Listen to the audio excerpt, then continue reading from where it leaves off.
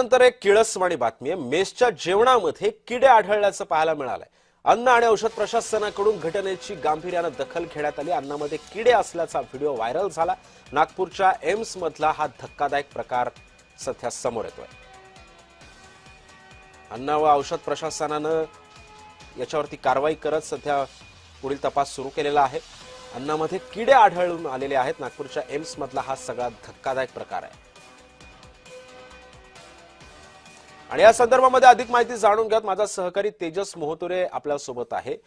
तेजस, काय होतं नागपुरात? कारण जर एवढ्या चांगल्या मेसमध्ये जर अन्नामध्ये जर किडे आणि आळ्या जर आढळत असतील तर मग आरोग्यावरती सध्या प्रश्नचिन्ह उपस्थित होते। सध्या तिथल्या या सगळ्या प्रशासनावरती प्रश्नचिन्ह उपस्थित होते। अन्न व औषध प्रशासन सध्या काय कारवाई करते आणि या प्रसंगी कुणाला अटक करण्यात आलेली आहे का?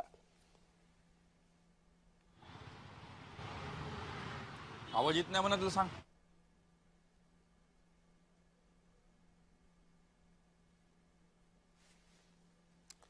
काही तांत्रिक कारणामुळे तेजसचा आवाज आपल्यापर्यंत पोहोचत नाहीये। आपण पाहतोय सध्या नागपूरमधलं हे प्रकरण आहे। एम्स मध्ये अन्नामध्ये जे अन्न शिजवलं जातं, जे अन्न चांगलं अन्न म्हणून आपल्या ताटामध्ये वाढलं जातं, याच ताटामध्ये जे अन्न आहे त्या अन्नामध्ये किडे आळ्या या आढळून आलेल्या आहेत। नागपूरमधल्या एम्स मधला हा सगळा धक्कादायक प्रकार आहे। अन्न व औषध प्रशासनानं ही कारवाई करण्यात आलेली आहे। पुढचा तपास सुद्धा सुरू आहे। मात्र हे भीषण वास्तव सध्या समोर आले। अन्न आणि औषध प्रशासनाकडून या घटनेची गांभीर्याने दखल सुद्धा घेण्यात आलेली आहे। मेसच्या जेवणामध्ये हे किडे आढळल्यानं सध्या प्रश्नचिन्ह उपस्थित होतं।